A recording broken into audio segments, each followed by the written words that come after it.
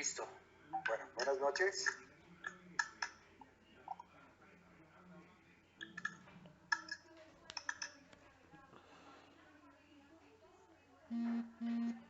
Bueno, hoy vamos a revisar rotura prematura de membranas con todas estas dificultades.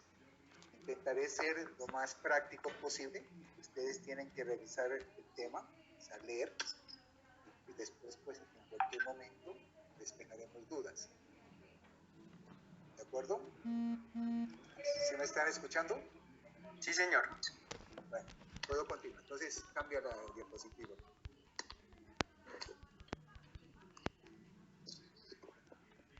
Entonces, la definición de rotura de membrana, pues, es la salida de líquido amniótico por una solución de continuidad total o espontánea de las membranas ovulares antes de la iniciación del trabajo de parto.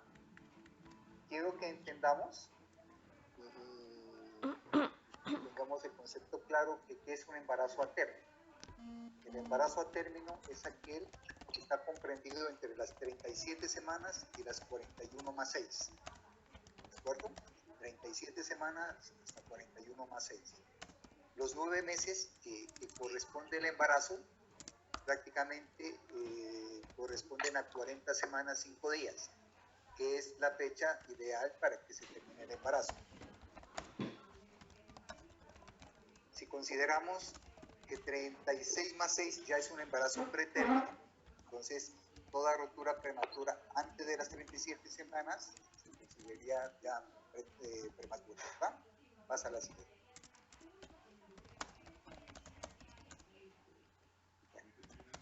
En cuanto a la anatomía, Leana, pasa a la siguiente. Continúa con la siguiente, por favor. Pasa a la siguiente diapositiva. Ahí ya está, Doc. Anatomía, dice. No, pásala.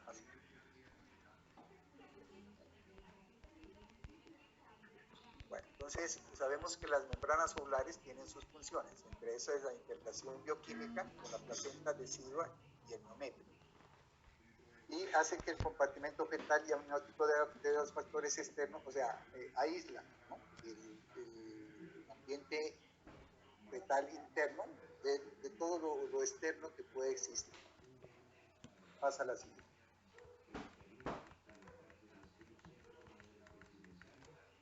Entonces, decíamos que la ruptura de membranas puede ser antes de iniciar el trabajo de parto. Se dice que cuando tenemos un embarazo a término, considerándolo después de las 37 semanas, y hay ruptura de membranas, se considera que más o menos entre 12 a 48 horas se inicia el trabajo de parto. Ese periodo desde el momento que rompe membranas hasta el inicio del trabajo de parto se llama periodo de latencia. Entonces, ese periodo de latencia en un embarazo a término es de más o menos 12 a 48 horas. El periodo de latencia es mayor entre menos edad gestacional tengamos. De ahí es que nunca ustedes van a encontrar que si yo tengo una paciente con 28 semanas y rompe membranas, difícilmente va a empezar espontáneamente el trabajo de parto. Por eso es que cuando generalmente decidimos terminar por cualquier situación ese embarazo, nos toca inducirla o terminarlo por vía anal. Pasa a la siguiente, por favor.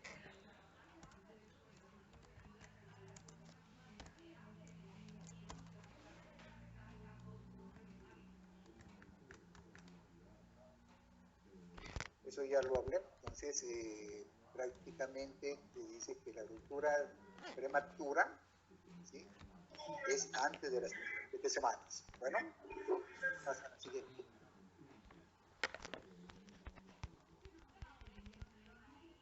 Se dice que más o menos se presenta en un 10% de todos los embarazos. El 15 al 17% de estas roturas son responsables de partos pretérminos. Y después de las 37 semanas, el 80% esta rotura es normal. En embarazos pretérminos más o menos corresponde al 20%. Entonces, para que me entiendan, después de las 37 semanas ¿sí? El 80% de esas pacientes pueden romper membrana y están dentro de lo normal. Con esto, ¿qué quiero decir? Que si ustedes están en un nivel 1 y tienen una paciente en trabajo de parto después de las 37 semanas, pues no es motivo para que la remitan, simplemente es para que la controlen. ¿Sí? Es diferente cuando esa paciente tiene menos de 37 semanas y rompió membranas, que es cuando ustedes deben remitir. ¿De acuerdo? Pasa a la siguiente. Como factores de riesgo tenemos el antecedente de un parto prematuro previo, el uso de tabaquismo, aumenta 2 veces el riesgo de ruptura de membranas. El antecedente en el embarazo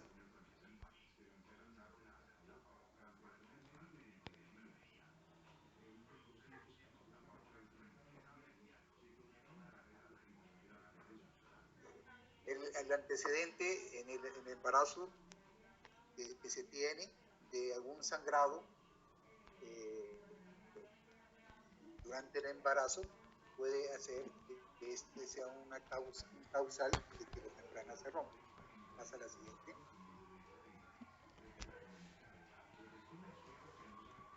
Bueno, en cuanto a la etiología, existen otra parte que habla de la constitucional, tiene que ver que las pacientes desnutridas, probablemente por déficit en vitamina C, preferiblemente, son de mayor riesgo a que rompan membrana.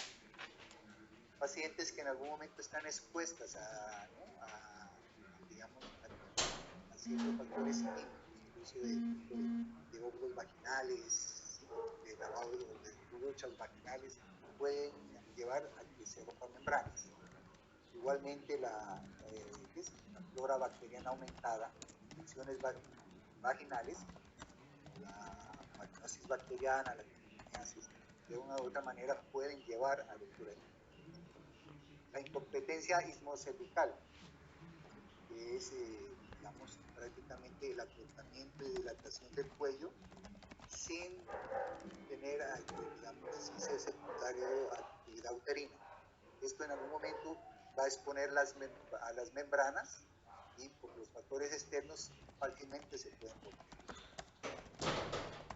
El aumento de las contracciones uterinas persistentes, cuando hay una hipertonía uterina, puede llevar a ruptura uterina. Obviamente los traumatismos abdominales pueden ocasionar que estas membranas se rompan. Infecciones sistémicas como la poliomelitis, ya había hablado de la deficiencia de ácido ascórbico, y la placenta previa también está relacionado con ruptura de membranas.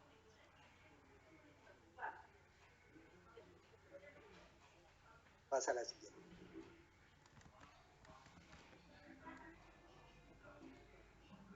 Bueno, esos son los gérmenes comprometidos en las vaginosis. Pasa a la siguiente.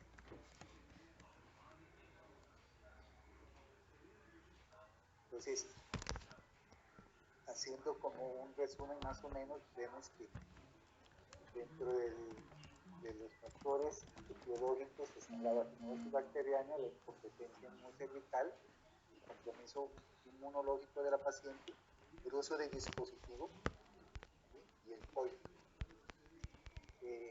Cuando una paciente queda en embarazo después de estar planificando con dispositivo intrauterino, idealmente este dispositivo se debe retirar antes de las 14 semanas, y sobre todo cuando las guías, o sea, los hilos se observan. Después de las 14 semanas, como el útero comienza a crecer, entonces esas guías comienzan digamos, a no ser visibles, se van produciendo a nivel del cuello y pueden crear cavidad, y entonces ya es difícil retirar. El retirar, la indicación técnica, o sea, la indicación médica es que debemos retirar el dispositivo si la paciente queda en embarazo antes de las 14 semanas. Se les debe explicar a la paciente que hay un riesgo alto de que vaya a ocasionar aborto, pero el riesgo es mayor si lo dejamos, porque además de que se pueda perder un embarazo, puede llevar a infecciones y llevar a una colitis. Pasa la siguiente. Obviamente, factores como la sobredistensión uterina, ocasionado por un embarazo familiar, el poligramos, las malformaciones uterinas y los tumores uterinos como las hematosis gigantes pueden llevar, esto hace que aumenten la presión dentro de la cavidad y llevar a una ruptura de membrana. Pasa a la siguiente. Lo que hablábamos, la asociación de sangrados en el transcurso del embarazo, y que ese sangrado puede quedar enardecido y llevar a ocasionar ruptura.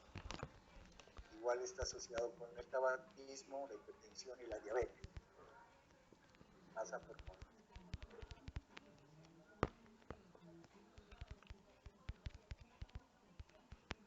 Pasa. Esos son factores bioquímicos que se ha visto, deficiencias enzimáticas y desórdenes en el tejido conectivo que forman las membranas.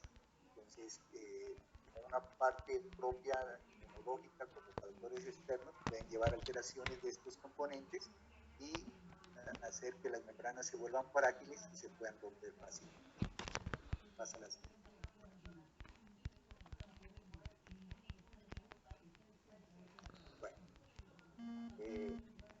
El diagnóstico.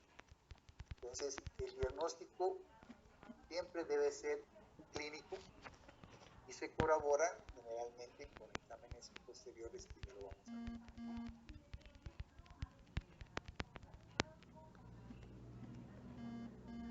En la parte clínica, ¿qué es lo que nos interesa?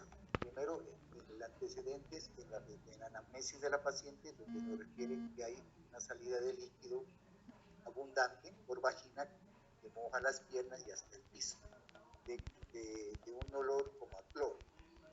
Esa es la parte, digamos, de los signos que nos muestra la materna cuando puede estar asociada a una ruptura de membrana. ¿Listo?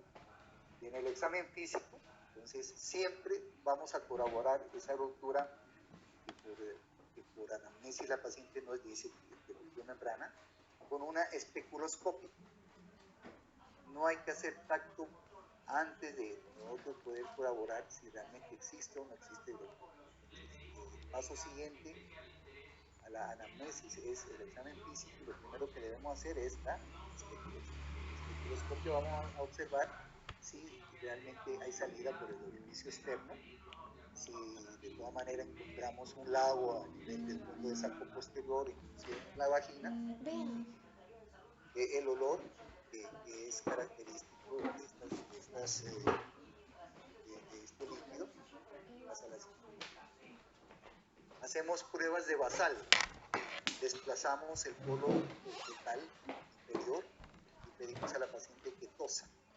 Y con estas maniobras observamos que en algún momento puede haber salida de líquido por el orificio externo cuando estamos haciendo la especuloscopia. Pasa a la siguiente.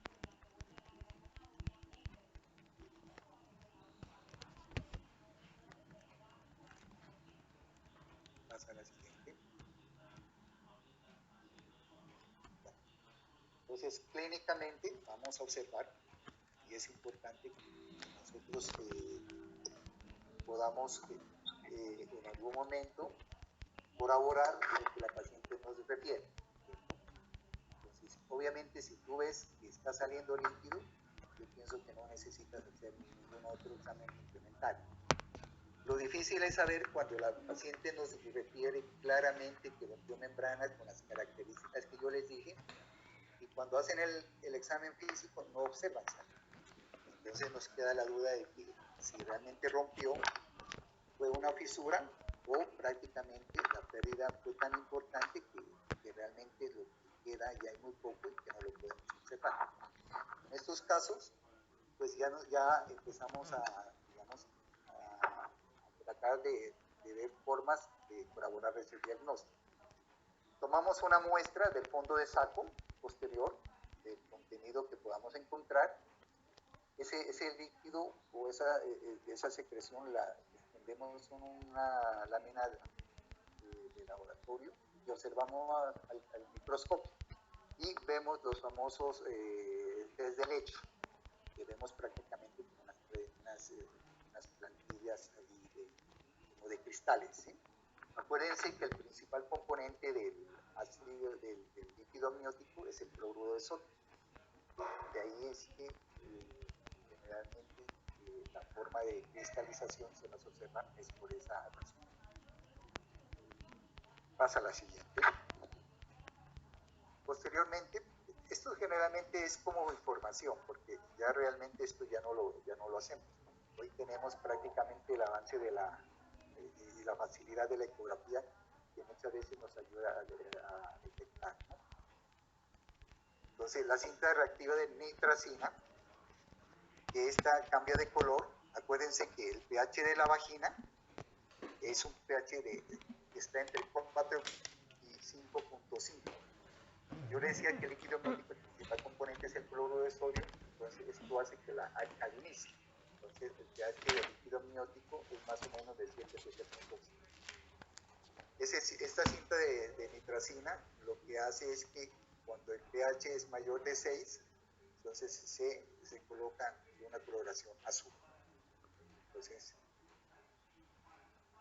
siempre debemos pensar o hacer diagnóstico, y eso es muy frecuente cuando la paciente tiene un embarazo ya digamos, más cerca al término,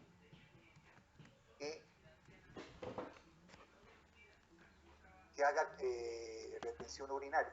Entonces la paciente se desplaza el útero y ese crecimiento del útero desplaza el trígono, entonces esa vejiga se vuelve más continente.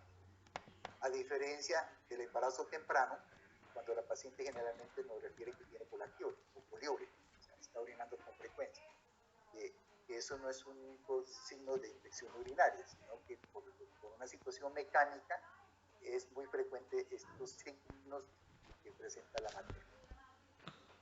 Como tenemos un embarazo más adelantado, entonces esta paciente, como no orina, entonces esa vejiga está llena. Y cuando se agacha, cuando tose, cuando se levanta, puede ser que se pierda orina, hay una incontinencia urinaria, y digamos, la mala o de pronto la caracterización de que ha roto membranas. El paciente orina, se moja el piso, y realmente puede ser simplemente secundario a prácticamente un globo vesical. Pasa a la siguiente. La ecografía prácticamente es lo que en este momento nos ayuda a determinar, ¿sí?, la cantidad de líquido amniótico. Siempre hay que realizarla cuando el diagnóstico, a pesar de que sea clínica o ante la duda, tenemos que realizarla, y debemos tener en cuenta que más o menos el índice de líquido amniótico, el intervalo está entre 8 y 18 centímetros. Siempre pensando que el embarazo, cuando está más cerca al término, el líquido amniótico va disminuyendo. Entonces, ustedes no van a encontrar con un embarazo de 28 semanas una isla de 8, a pesar de que el intervalo está dentro de lo normal. Siempre encuentran una cantidad mayor. Y al final del embarazo difícilmente van a encontrar una isla de 16, de 18, que es el intervalo, digamos, del límite superior. Al final, que sí lo pueden encontrar en embarazos.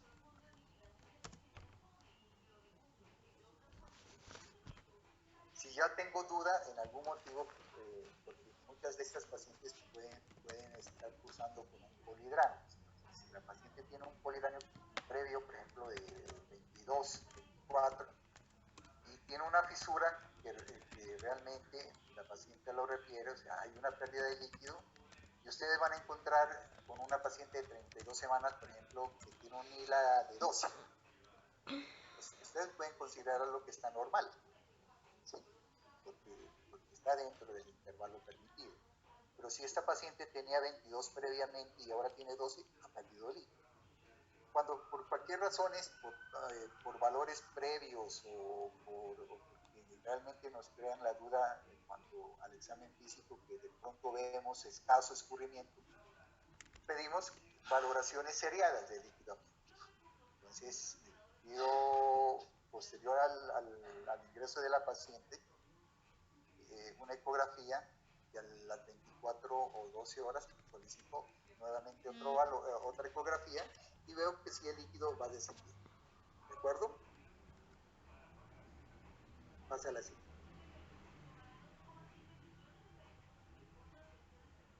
Hola. Cuando tenemos mucha duda, hoy en día hay prácticamente diabetes que tiene ciertas proteínas derivadas de la piel del feto, que se determinan con un papel como el de nitracina, ¿sí? Entonces, tú pasas el papel como si estuviéramos haciendo el té de nitracina, ¿no? Lo colocamos y él nos puede identificar esas proteínas de la piel del feto, que hace que en algún momento podemos corroborar que sí realmente hay salida de líquido.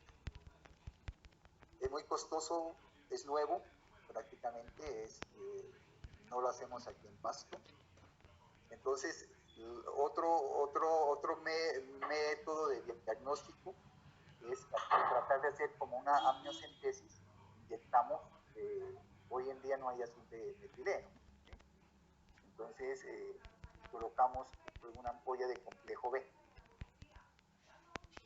y colocamos luego un apósito en la vagina, en el fondo del saco posterior, porque es que muchas veces muchos de nuestros digamos compañeros les colocan una compresa en el perineo, y muchas veces esa compresa puede estar digamos recogiendo secreciones uretrales, secreciones anales, secreciones uretrales, ¿sí? Y nos puede dar un falso positivo.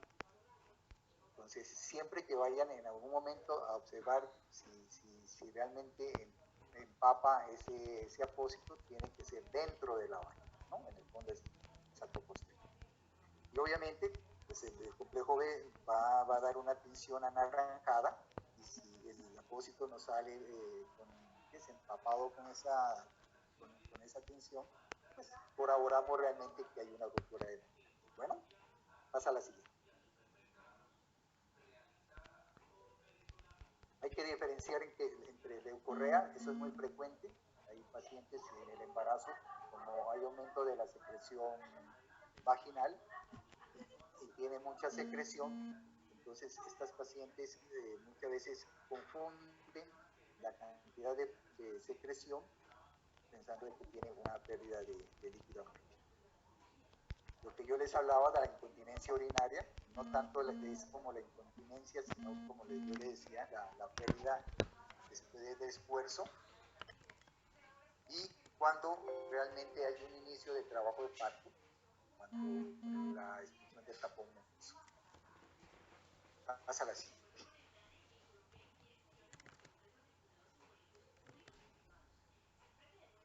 Obviamente, cuando hablábamos de las funciones realmente que hacen las membranas ovulares, que es prácticamente mantener aislado el ambiente interno del útero de los factores externos, pues al romperse, pues obviamente hay mayor riesgo de todos los factores externos, y sobre todo infecciones. Acuérdense que la vagina es muy contaminada, pueden favorecer a infecciones, y eso puede llevar a una corioamnionitis.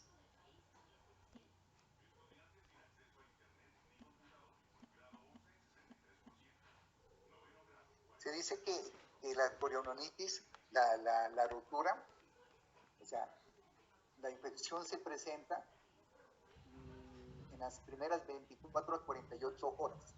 Son más frecuentes las infecciones dentro de la cavidad. A diferencia de antes, que pensábamos que entre más tiempo de ruptura, el riesgo de infección era mayor, ¿sí? Hoy ya está muy claro y ya está establecido que hay que monitorizar mucho más las primeras 24 o 48. De hecho, la profilaxis que uno hace en estas pacientes que no tienen un embarazo a término, se hacen durante 10 días, ¿de acuerdo? Pásala así. Entonces,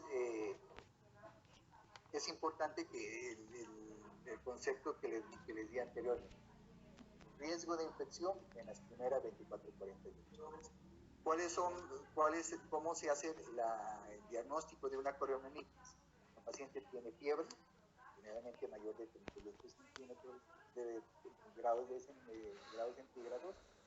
Hay dolor, mucha sensibilidad uterina en hipogastro, secreción purulenta a través del orificio cervical externo, hay taquicardia fetal, hay signos de SIRS, hay una leucocitosis materna, una desviación a la izquierda, hay una taquicardia fetal.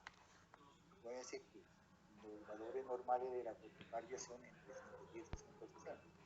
Si hablo de taquicardia fetal, debe estar por encima de 160 y generalmente es una taquicardia sostenida.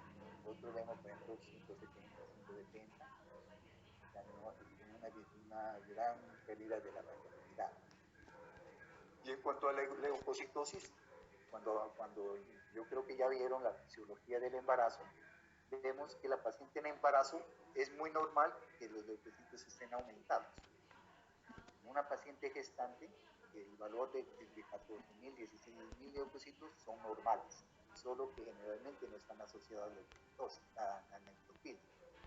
Y en el momento del parto, esa leucocitosis puede aumentar hasta 21.000 leucocitos. Nosotros hemos visto hasta 25, 26.000 leucocitos.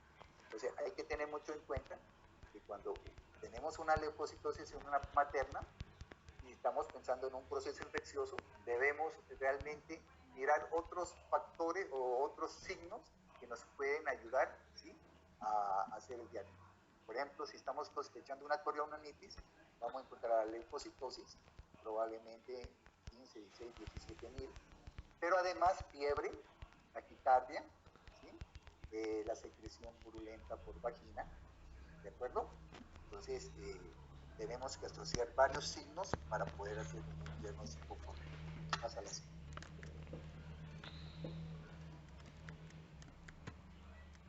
Ya he identificado la ruptura, ya he hecho el diagnóstico de una infección intramniótica, una coriomenitis. Entonces, el manejo de esta ruptura de membranas siempre debe ser, dependiendo de la edad gestacional. Otra definición que quiero que tengan en cuenta, así como les dije del embarazo a término, 37, 41 más 6, ¿sí? Los 9 meses corresponden a 40 semanas, 5 días, y que idealmente todo embarazo normal debemos llevarlo a las 40 semanas. El otro concepto es de feto viable. Entonces, hoy en día consideramos un feto viable a partir de las 24 semanas, ¿de acuerdo? Antes de las 24 semanas consideramos que es un feto que tiene un mal pronóstico y no lo consideramos viable, ¿sí? La muerte perinatal es la que se sucede hasta la semana después de nacido el niño. Entonces, cuando yo tengo una ruptura de membrana, tengo que identificar qué edad gestacional tiene. Si tiene menos de 24 semanas, generalmente es interrumpir el embarazo. Pero si está entre las 24 y las 34 semanas y no hay signos de infección, porque eso es lo que tenemos que tener en cuenta. Si rompió membranas y no hay signos de infección. Si no hay signos de infección, el manejo es expectante. Entonces, si yo tengo una paciente, digamos, después de las 24 semanas,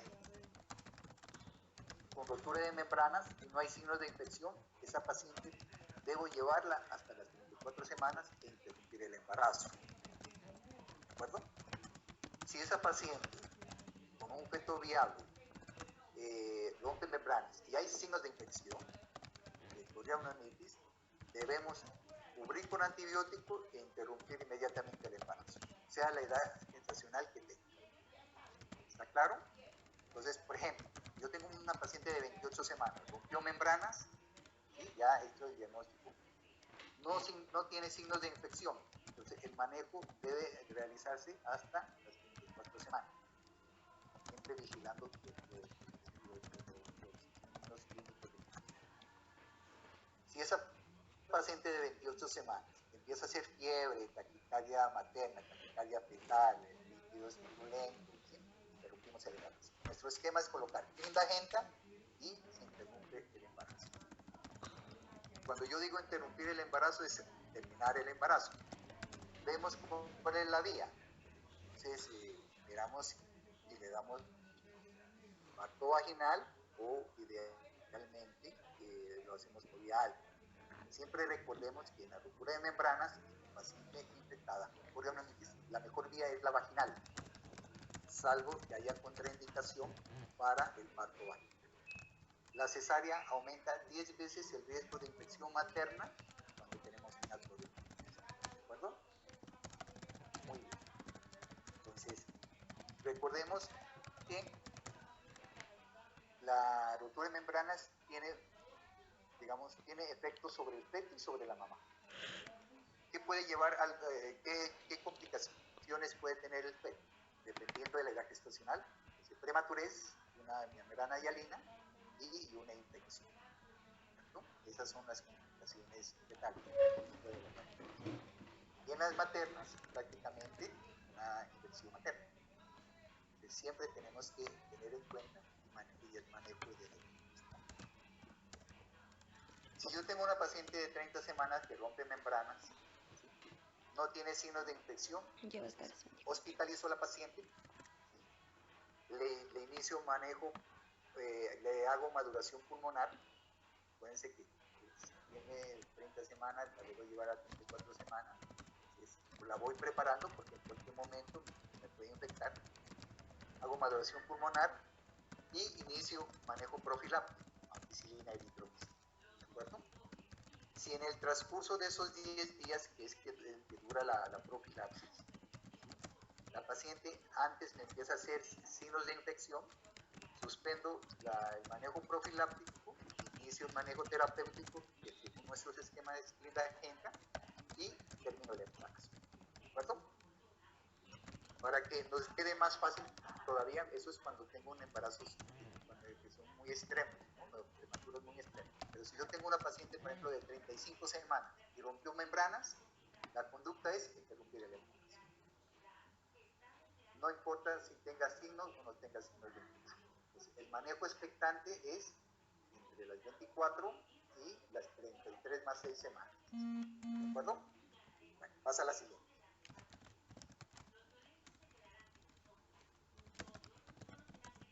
Pasa a la siguiente.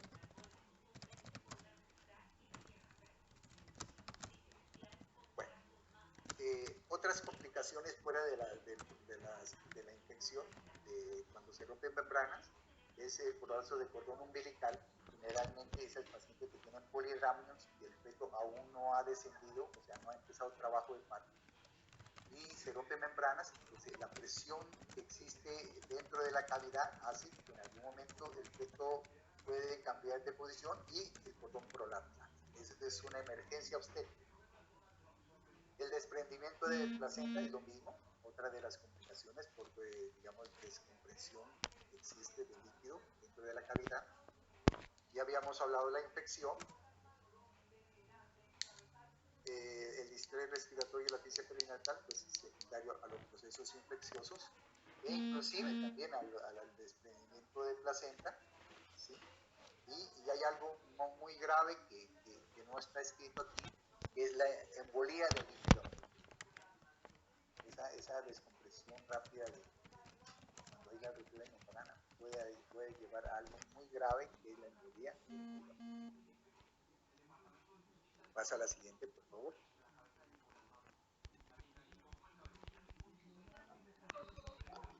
Bueno, entonces, prácticamente, el tratamiento, ya se los he dicho. Si yo tengo una paciente de 34, llega a las 34 semanas, ¿sí? Y no ha iniciado trabajo parto, pues tengo que hacerle maduración cervical e inducción si pienso darle vía vaginal. Si esa paciente tiene contraindicaciones para el parto vaginal, debo operar. ¿De acuerdo? Pasa a la siguiente.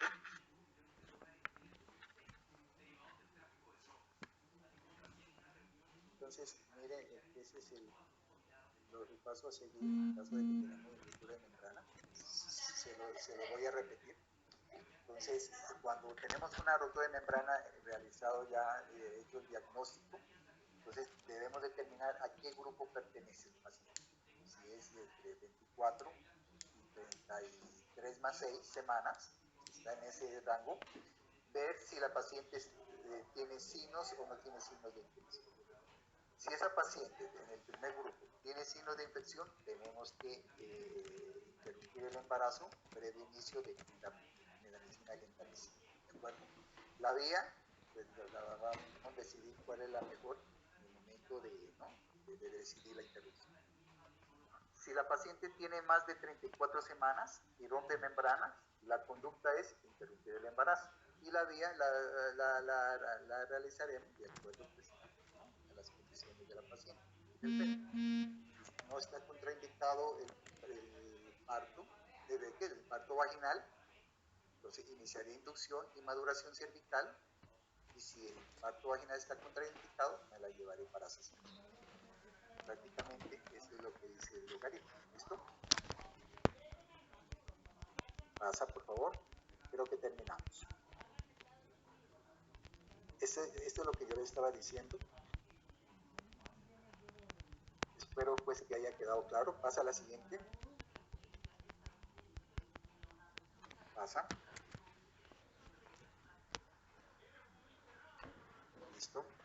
Ahora miren, ¿no? En cuanto a los antibióticos, si ustedes están en un nivel 1 y tienen una paciente que rompió membranas, a veces el diagnóstico es muy evidente.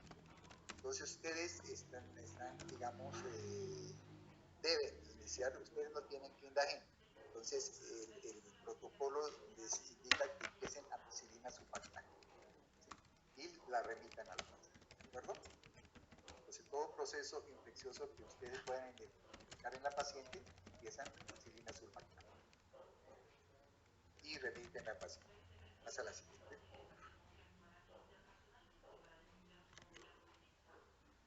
Es importante pues hacer la prevención. Entonces, mirar que la paciente tenga una buena nutrición. Si es una paciente que es fumadora, pues es posible recomendarle, digamos, que evite el fumar durante su embarazo. El control prenatal periódico pues nos ayudará a identificar ciertos factores, tratar las vaginosis, tratar las infecciones, ¿sí? Evitar que en algún momento la paciente tenga, ¿no? Y orientar a que evite los traumas abdominales después de las 22, 24 semanas, inclusive ir diciéndole que disminuyan su vida sexual. Y si en algún momento, digamos, las consideran, siempre la posición ideal es la materna en la parte de arriba, ¿sí? Para que no haya presión del abdomen. Pasa a la siguiente. Muy bien, muchachos.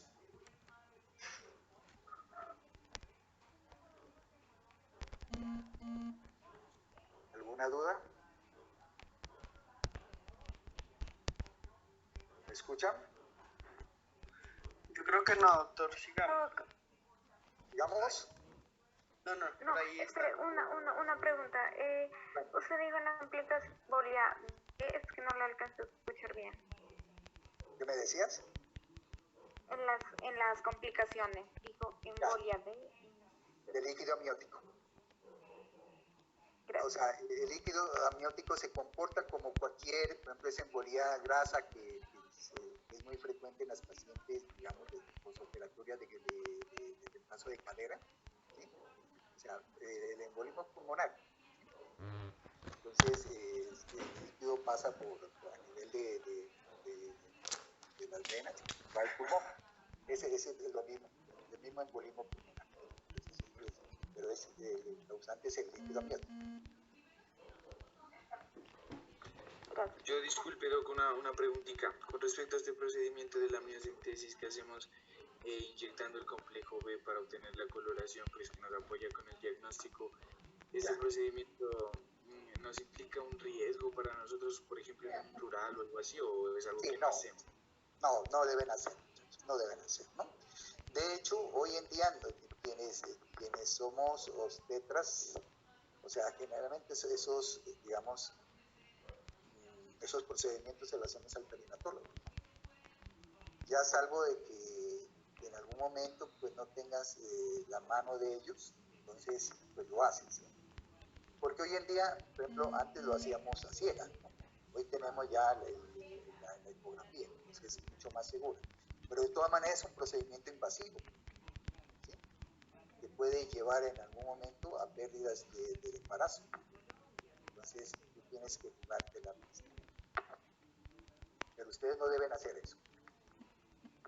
Eso es como la instrumentación, ¿no? O sea, ni se les ocurra instrumentar un parto, ¿no? Aunque estén en las mejores condiciones. ¿Por qué? Primero porque a pesar de que hoy en día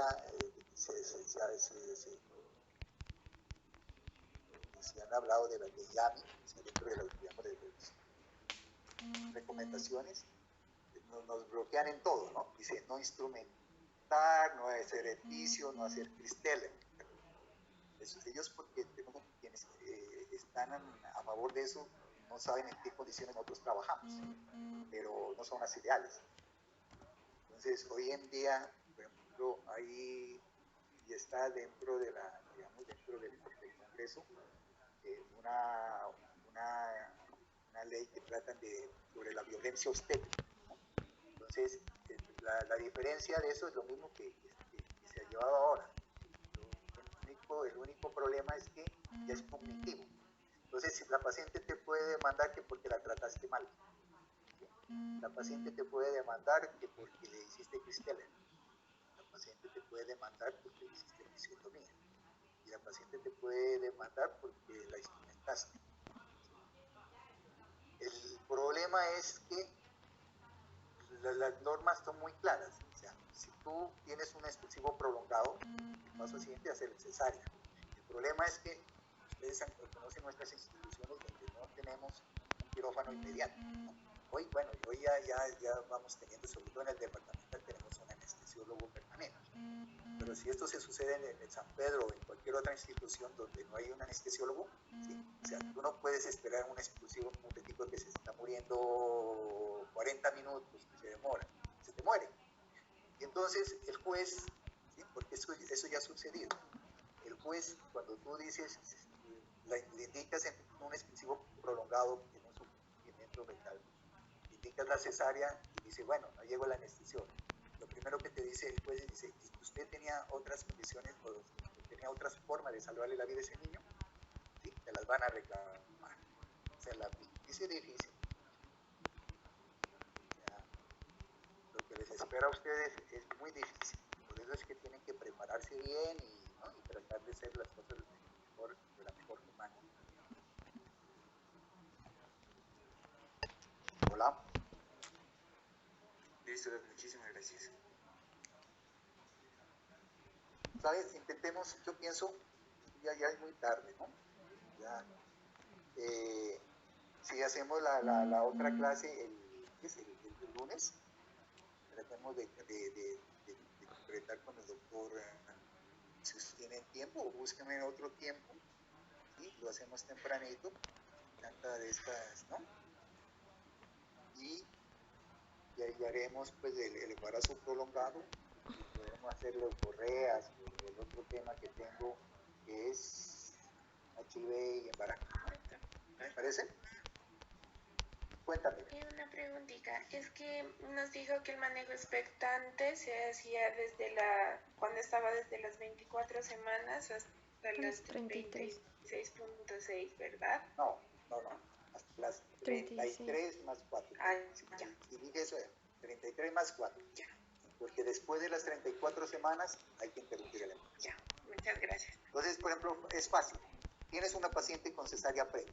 34 semanas rompió membranas. La conducta es interrumpir el embarazo. Cesárea previa, cesárea. ¿Sí? ¿Me entendiste? Sí, doc, gracias. Perfecto, ¿no? Eso lo tengan muy claro.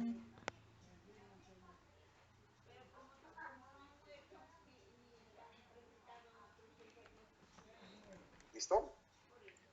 Listo, muchachos. ¿Alguien más de pronto?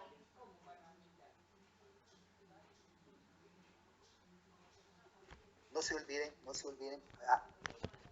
Me olvidaba algo. Digamos, la profilaxis terminan a los 10 días de antibiótico, ¿no? Ampicilina y eritromicina, si no ha presentado riesgo de infección. Entonces, por decir algo, tienen una paciente de 30 semanas. ¿Listo? Le inician con rotura de membrana. Entonces, ¿qué hacen con ella? La hospitalizan, le hacen maduración pulmonar, le inician ampicilina eritromicina. ¿De acuerdo? Probablemente los 10 días no van a alcanzar hasta las 24 semanas. Si son 3 días, serían prácticamente hasta las 33, bueno, pongamos hasta las 33 semanas, se terminan los 10 días. De ahí suspenden y la siguen controlando, ¿no? Con signos digamos, con los signos digamos, de infección, ¿no?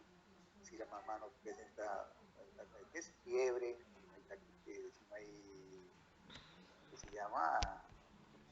Taquicardia fetal, si no hay, ¿cómo se llama? El aumento del pulso de la mamá, no hay dolor, no hay sensibilidad.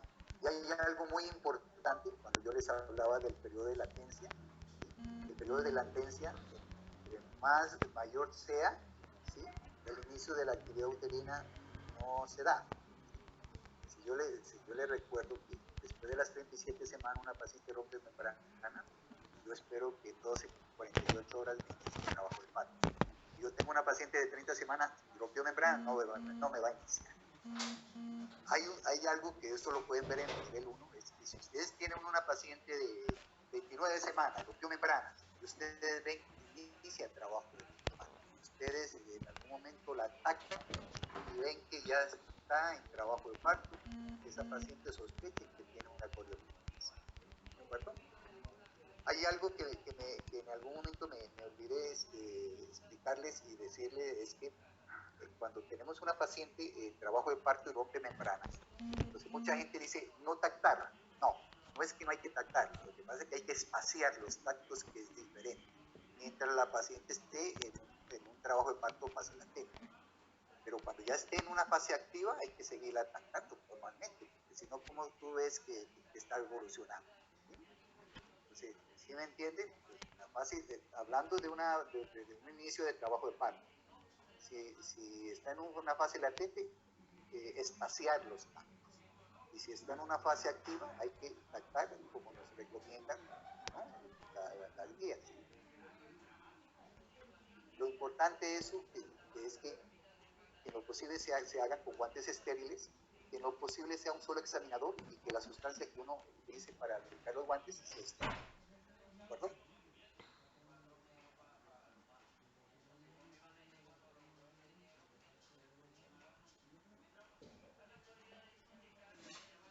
Hola. Sí, doc. Listo. Hola. Entonces quedamos así, muchachos. Sí, yo me comunico con el doctor Henry y ahí cuadramos para el y cuadramos. Listo. Ajá, listo. Muchísimas gracias, ¿no, doctor? Bueno, que esté muy bien. Gracias, Pasen buenas doc. noches. Chao, muchachos. Chao.